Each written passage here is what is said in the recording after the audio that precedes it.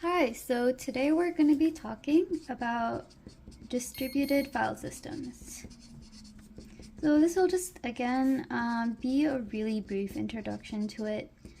So we will mainly be covering NFS and AFS today. These are both actually optimized for users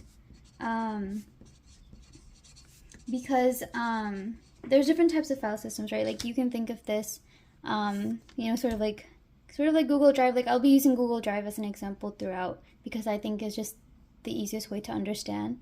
But like this is like for users, for like if you're using Google Drive, it's for you. There's other types of file systems too, like GFS, which is made for like big data, and it's made sort of for like running like programs on, so not really for the average user, so like maybe for like ML programs or something like that. But today the focus will be on NFS and AFS. So in general, for a distributed file system, right, so I guess like the sort of like naive approach or whatever would be to on your laptop, and you want to update a file on your like Google Drive folder. You can just send an RPC call, and you're going to treat it sort of like a normal procedure call. And every time you want to update a file, you have to, so you have like this file, right, and you type the letter H. Every time you do this, you send a call. Say this is file 1. The file 1 is updated in your server, and then you go back, you add an I, and then it would get updated to the database. And this is sort of like the naive approach of doing this, where every time you want to modify a file or like read a file, you have to create an RPC call to the server slash database, or file system. And obviously this is not the most efficient way to do it. So what most distributed file systems do, or like let's focus on like NFS, what they will do is you'll have your laptop here, and it's going to be connected to the file system, right? What they're actually going to do is they're going to have a local cache on your device, right? And this is because having a local cache makes things a lot faster, right? So instead of having to go and read from this file or write to this file every single time, what you're going to do, you're going to have a cache, and say it stores like the part that you wrote last time, or like parts of your document, right? And it's going to store it in cache, so that every time you want to make an update, you can update it directly to cache. Like say you want to add like 2 exclamation points after, you will update it in cache, right? So in this case here, it's in both. Here the copy will still say hi. It hasn't updated the exclamation points yet. So now how do we get this into the actual file system? So we're going to be focusing on maintaining consistency between the cache and the file system, and also sort of preparing for failure. So before talking about consistency, which is really the main thing, for failure, real quick, what we're doing is, let's assume that we have a second computer here. So basically, let's talk about failure real quick.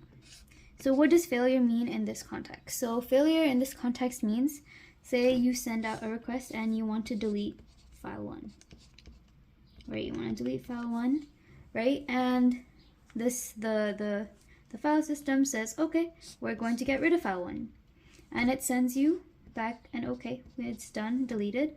But this message gets dropped, or like something happens, some network delay or a packet drop happens, and now you have no idea whether this file was deleted or not. And then this user over here wants to also create like maybe this is your friend who's working on the same folder, and he wants to make a new file 1. So he's gonna do, let's say, make file 1, and this is a completely new file 1, right? This is empty, it has nothing in it. and your computer, you're confused, you thought you deleted it and you haven't received a message back. So what are you going to do? You're going to send it again, right? Delete file 1.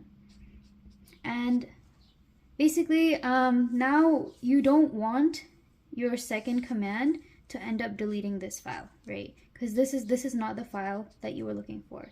So in order to actually like prevent, like in case of failures, or like in this case it was a network failure, what file systems do is they actually assign a unique ID to the file. Like say the ID for this one was like 101 and the ID for this one is 202. So when you actually send this delete request, right, the file 1 name is actually read as file 1 101. Like the ID of the file is appended to the file. And when a new file is made, the ID is again appended to it.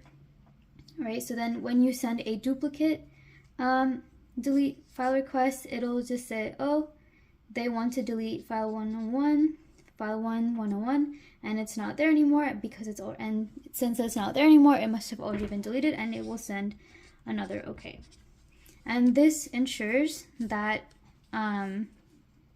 that your design is idempotent. So any of the actions that you're doing, so every time you do a delete, it's idempotent, which basically means that no matter how many times you try to do an operation, the result will be the same. The first time you did it, the answer was okay, deleted, and the second time you did, the answer was also okay. Right? Like you can't like delete a new file that didn't exist. You just do the same thing, right? And then it also helps, and having like a unique ID sort of helps make this stateless as well, which is the other thing that helps with failure. Basically, when you're sending it, right, you're not expecting the file system to remember, oh, they already sent file 1 before on their end, it's probably deleted. Like you're not expecting them. You're going to send the full, sending the ID and current state, so that the file system does not have to remember like where you are in this whole deletion process. So now let's move on to consistency. Let me just draw this whole thing again. So this is, laptop 1, this is the file system, this is the, oh, I drew it weirdly, okay. This is the second laptop, okay. So, so in order to solve this consistency problem, right, we're actually just going to assume a weak consistency model. Consistency. So what does this mean? This means that, they each have their own cache, right? Cache. It's going to do two things.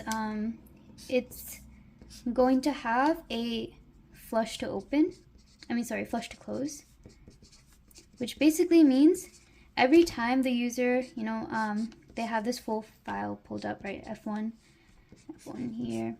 And then every time this user says, oh, I'm done modifying this file and I want to close it, and they click the little X, this will get written to the file system. So every time this is closed, whatever changes that they have made to this file are getting pushed to the database, right? Updates on close. And then the other thing is, so say this is like one of your laptops and then your friend is on the other laptop. When they want to open it, right, they want the most updated version. They don't want, whatever old version was here before you updated it, right? So they're going to have a close to open, which basically, runs this thing. So basically, when they pull up the file 1, right, they want whatever this updated file 1 is, to be loaded onto their local cache. They don't want the old version, right? They want the latest version, so it's going to pull from the database before opening up on their laptop. So this is close to open, right? But this is really weak consistency, because what what if both of you are trying to modify this at the same time? So this is where NFS gets a little bit loose.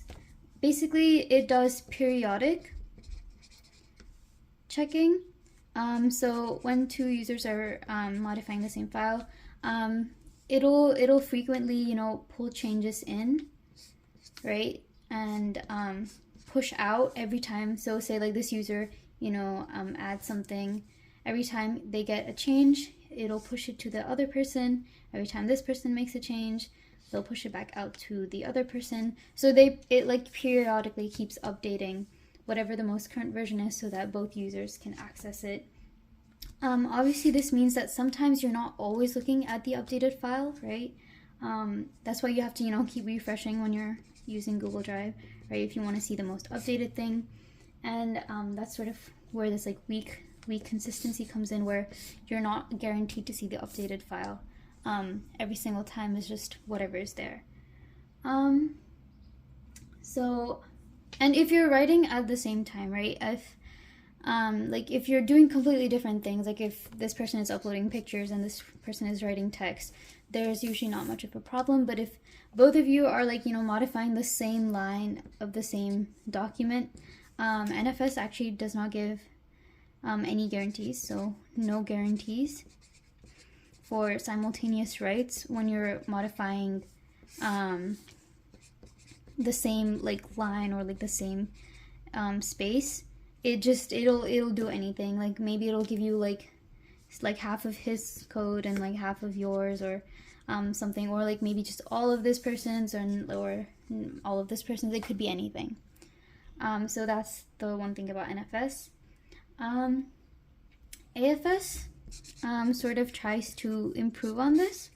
They try to improve on this by loading in the entire file. I guess NFS might not have been doing the entire file, so this would load in the entire file so that you have freedom to go through the entire thing, so you don't have to every time say this is a 50-page document, it would load in all 50 pages and not just maybe the first 5, because what if you want to scroll down to page 50 and then scroll back up? To give you more flexibility, it loads in the entire file. And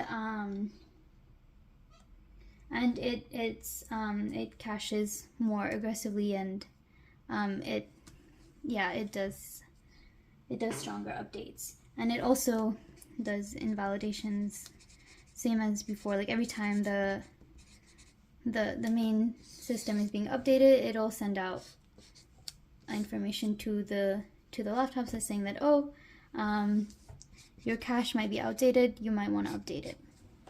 So yeah, this is NFS and AFS. We're not really going to talk about GFS this time, but this is used for this is the Google file system actually, and it's for running data and big programs.